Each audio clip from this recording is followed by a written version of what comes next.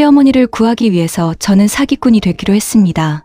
하지만 그 과정은 절대 쉽지 않았어요. 그 모든 이야기가 시작됩니다. 6개월 전 일입니다. 어머니가 저를 부르셨어요. 뭔가 중요한 얘기가 있다면서요.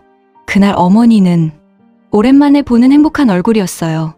지우야, 엄마가 채혼하려고 해. 이젠 좋은 사람과 서로 의지하며 행복하게 살고 싶어. 처음엔 정말 축하드리고 싶었습니다. 시아버지 돌아가시고 10년 동안 혼자 사신 어머니였거든요. 외로움과 싸우며 손주들만 바라보며 사셨는데 이제 행복을 찾으셨다니 정말 다행이라고 생각했어요. 상대는 강민호라는 분이고 55세로 어머니보다 5살 어린 남자였어요. 1년 전에 등산 동호회에서 만났다고 하셨죠. 일주일 후 어머니가 소개해준다고 자리를 마련했어요. 강남의 한 고급 레스토랑에서 만났는데 그분은 정말 신사적이었어요. 시어머니 의자를 빼드리고 코트를 받아 걸어드리고 메뉴 선택도 배려하며 수출입 사업을 한다는 그는 첫 인상이 꽤 괜찮아 보였습니다. 그 자리에 있는 어머니는 사랑에 빠진 행복한 여인의 모습이었어요. 하지만 전 뭔가 찝찝했어요. 느낌도 쎄했고요. 너무 완벽했거든요. 자상하고 잘생기고 성공한 것처럼 보였어요. 마치 드라마에서 본 듯한 완벽한 남자, 완벽한 남편감이라는 말이 딱 어울리는 사람이었습니다. 그런데 제 남편이 옆에서 제 손을 꽉 쥐더군요. 남편도 느꼈던 거예요. 이 사람 뭔가 이상하다고. 그분은 명함을 건넸습니다. 글로벌 트레이딩 대표이사. 화려한 금방 명함이었죠.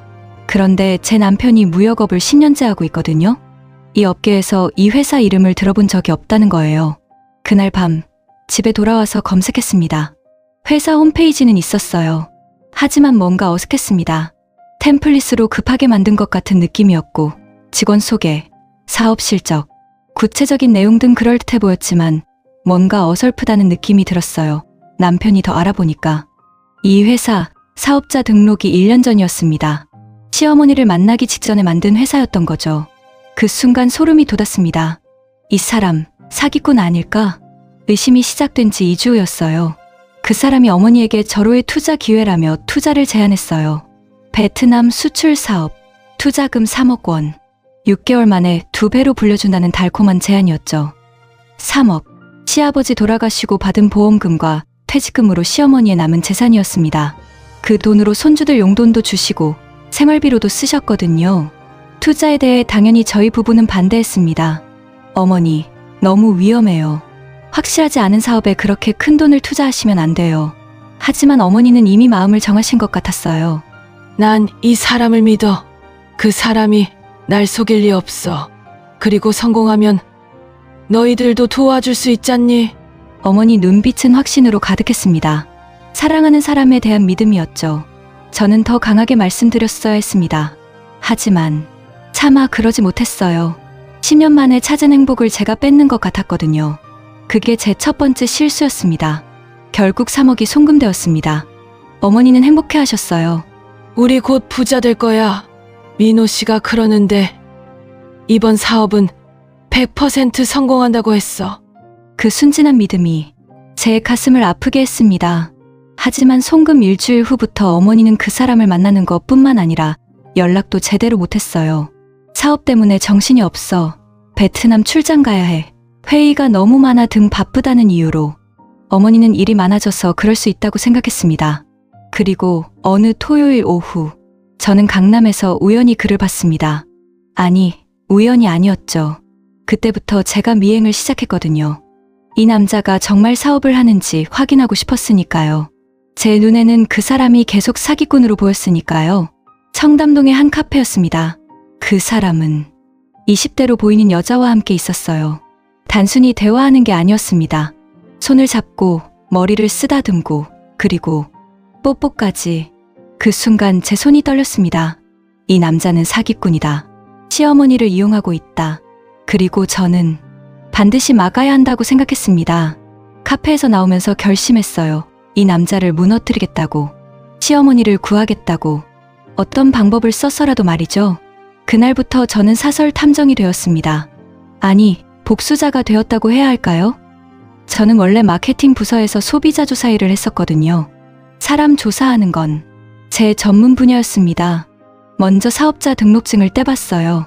자본금 1천만 원, 직원 수 1명. 그러니까 민호 씨 혼자 하는 일인 기업이었던 거죠. 베트남 수출? 말도 안 되는 소리였습니다. 다음으로 과거 주소지를 조회했습니다. 최근 3년간 4번의 주소 변경. 서울, 부산, 대구, 광주. 전국을 돌아다니며 살았더군요. 정상적인 사업가의 패턴이 아니었어요. 도망다니는 사람의 패턴이었죠. 그리고 결정적인 발견을 했습니다. SNS를 뒤지다가 우연히 발견한 기사 하나. 2019년 부산에서 결혼 빙자 사기로 고소당한 남자. 사진은 없었지만 이름이 강민호였어요. 그래도 확실하지 않아 더 파고들었습니다. 경찰청 민원실을 통해 확인한 결과 맞았습니다. 같은 사람이었어요. 2019년 결혼 빙자 사기, 피해 금액 2억. 2021년 투자 사기, 피해 금액 5억. 총 7억 원의 사기 전과가 있었습니다. 그리고 피해자들은 전부 50대에서 60대 여성이었어요. 혼자 사는 중년 여성, 재산이 있는 여성. 민호 씨의 타겟은 명확했습니다. 증거를 모두 모아서 시어머니께 보여드렸습니다. 사업자 등록증, 과거 주소지, 사기 전과 기록, 그리고 다른 여자와 찍힌 사진까지. 어머니, 이 사람은 사기꾼이에요. 어머니를 속이고 있어요. 하지만 시어머니는 믿지 않으셨습니다. 너는 지금 엄마를 모욕하는 거니? 민호 씨가 그럴 리 없어. 이건 다 오해야. 그 사진도 누군가 합성한 거라고.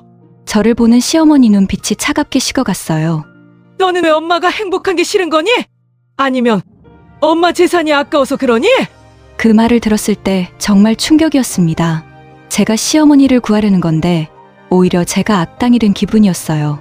아무리 설득을 해도 들으려 하지 않고 관계만 더 나빠질 것 같았습니다. 남편도 설득했어요. 어머니, 지우 말이 맞아요.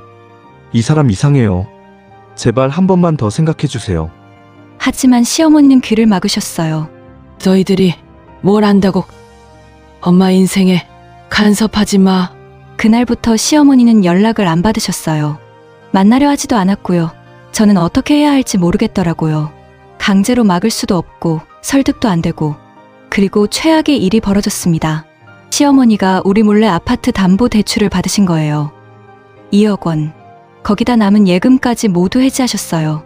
제가 뒤늦게 알게 된 건 은행에서 연락이 왔기 때문이었습니다. 보증인으로 등록된 분인데 혹시 대출 받으신 거 아세요?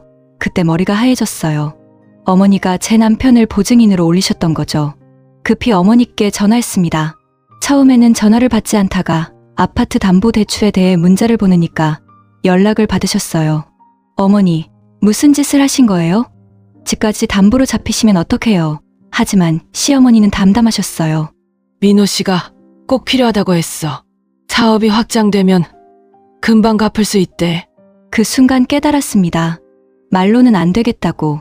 시어머니는 이미 너무 깊이 빠져 계셨어요. 사랑이라는 이름의 함정에 완전히 갇혀버리신 거죠. 그래서 결심했습니다. 다른 방법을 써야겠다고. 전 제 적금을 깼습니다. 결혼 5주년 기념으로 남편이랑 여행 가려고 모았던 돈이었어요. 그 돈으로 심부름센터에 의뢰했습니다. 확실한 증거가 필요했거든요. 심부름센터에서는 일주일 동안 그 사람을 미행했어요. 그리고 보내온 보고서와 영상들. 저는 차마 끝까지 볼 수가 없었습니다. 너무 역겨웠거든요. 월요일, 강남클럽에서 시어머니 돈으로 샴페인을 터뜨리고 20대 여자들과 즐겼어요. 화요일, 청담동 명품 매장. 한 여자에게 300만 원짜리 가방을 사주더군요. 수요일, 신사동 고급 호텔. 20대 초반으로 보이는 여자와 체크인했어요. 목요일도, 금요일도. 매일 밤 다른 여자들과 보냈습니다. 주말에만 시어머니를 만났어요. 그것도 짧게. 영상을 보면서 너무 화가 나고 어이없었습니다. 시어머니가 평생 모은 돈이 저렇게 쓰이고 있다니. 그 선하신 분이 저런 쓰레기한테 속고 있다니. 하지만 이제 증거만으로는 부족했습니다. 법적으로 고소할 수 있을까요? 변호사와 상담을 해봤어요. 답은 절망적이었습니다. 투자 사기는 입증이 어렵다고 했어요. 특히 피해자가 자발적으로 돈을 준 경우에는. 게다가 그 사람은 이미 돈을 거의 다 써버렸을 거라고. 설령 고소해서 이긴다 해도 돌려받을 수 있는 돈은 거의 없을 거라고 했습니다. 사기꾼들이 늘 쓰는 수법이래요. 빨리 쓰고 재산을 숨기는 거. 그래서 생각했습니다. 같은 방법으로 복수하자. 민호 씨가 시어머니에게 한 것처럼 저도 그 사람에게 똑같이 해주는 거죠. 사기꾼을 사기치는 거예요. 남편과 계획을 세웠습니다. 저는 김민지라는 새로운 사람이 되기로 했어요. 30세, 부유한 집안의 외동딸. 아버지가 돌아가시고 유산 10억을 물려받았지만 어디 투자할지 몰라 고민하는 순진한 금수저. 그 사람이 가장 좋아할 만한 타겟이죠. 젊고 예쁘고 돈 많고 순진한 여자. 그리고 외로운 여자. 완벽한 사냥감이었습니다. 사실 계획을 세웠다고 해도 자신이 없었습니다. 그래서 연기가 가능한 다른 사람을 고용하려고 했어요. 근데 일을 진행하다가 틀어질 수 있어. 위험을 감수하고 직접 하기로 했습니다. 용기를 내기로 했어요. 변장을 시작했습니다. 머리를 금발로 염색하고 화려한 메이크업을 했어요. 명품 옷을 빌렸고 가짜 명함도 만들었습니다. 거울을 보니 저도 제가 낯설더군요. 남편은 처음엔 말렸어요. 위험해. 들키면 어떡하려고? 하지만 저는 이미 결심한 상태였습니다. 당신 어머니를 구하려면 이 방법밖에 없어. 나 믿어줘. 그리고 그 사람을 우연히 만날 장소를 물색했습니다. 그가 자주 가는 골프장. 제가 거기 회원으로 등록했어요.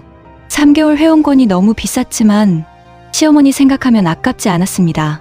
토요일 아침 골프장 카페. 저는 혼자 앉아서 투자 관련 책을 읽는 척했어요. 그리고 그 사람이 나타났죠. 저를 보더니 눈빛이 변하더군요. 사냥꾼이 먹잇감을 발견한 눈빛이었어요. 한 번밖에 안 만나서인지 제 얼굴을 기억하지 못했어요. 계획대로입니다. 그 사람은 30분도 안 돼서 말을 걸어왔어요. 혼자 오셨어요? 골프 치러 오셨나 봐요. 목소리가 부드럽더군요. 시어머니한테 했던 그 목소리. 연기가 시작된 거죠. 저도 연기했습니다. 순진하고 어리숙한 부자 딸. 네, 오늘 처음 와봤어요. 아버지가 돌아가시고 취미를 만들어 보려고요. 슬픈 표정까지 지어봤죠. 그 사람 눈이 반짝였습니다. 그는 제게 명함을 건넸습니다. 시어머니한테 준 바로 그 명함. 혹시 투자에 관심 있으시면 연락 주세요. 제가 좋은 정보 많이 알거든요. 저는 순진한 표정으로 알겠다고 했어요. 저는 3일 후에 연락했습니다. 너무 빨리 연락하면 수상해하니까요. 저기, 정말 투자 상담해 주실 수 있나요? 아버지 유산이 있는데 어디 맡겨야 할지 모르겠어서요. 순진한 금수저 연기. 완벽했죠. 첫 데이트는 강남의 고급 이탈리안 레스토랑이었어요. 그 사람은 신사적이었습니다. 의자를 빼주고 와인을 권하고 제 얘기를 경청하는 척했죠. 시어머니에게 했던 것과 똑같은 패턴이었어요. 2주 동안 5번을 만났습니다. 미술관도 가고 야경 좋은 카페도 가고 한강 산책도 했어요. 매번 그 사람은 완벽한 남자를 연기했고 저는 완벽한 호구를 연기했죠. 그 과정이 고통스러웠어요. 그 사람의 손을 잡아야 하고 웃어줘야 하고 때로는 기대는 척도 해야 했거든요. 역겨웠고 더러워서 견딜 수가 없었습니다. 3주째 되던 날 민호 씨가 드디어 본색을 드러냈습니다. 호텔 라운지에서 만났는데 두꺼운 서류 뭉치를 들고 왔더군요. 민지 씨, 정말 좋은 기회가 있어요. 이런 기회는 평생 한번 올까 말까 해요. 두바이 부동산 투자였어요. 10억을 투자하면 2년 안에 30억을 만들어준다는 황당한 제안.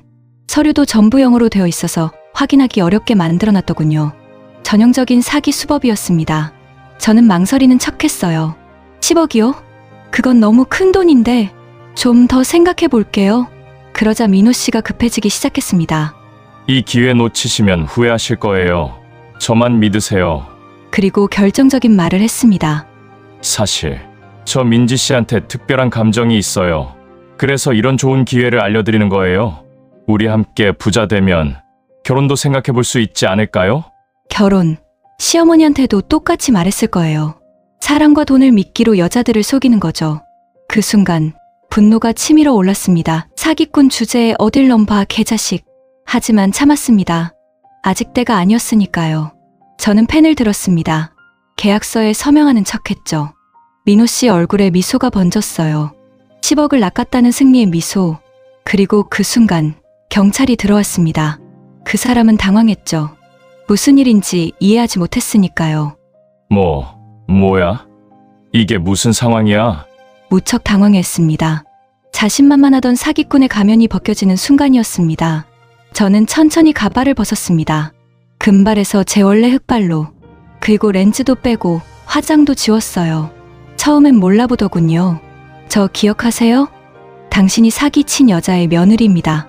그 한마디에 그 사람은 얼굴이 새하얗게 질리더니 주저앉았어요. 모든 걸 이해한 거죠. 자신이 역으로 사기당했다는 걸. 경찰서로 간 그에게 경찰은 준비된 증거를 보여줬습니다.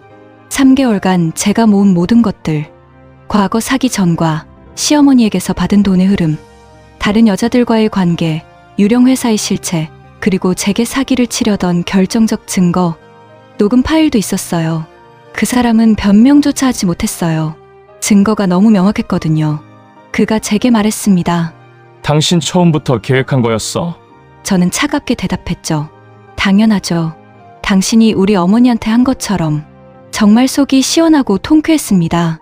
재판은 3개월 후에 열렸습니다. 검사는 징역 7년을 구형했어요.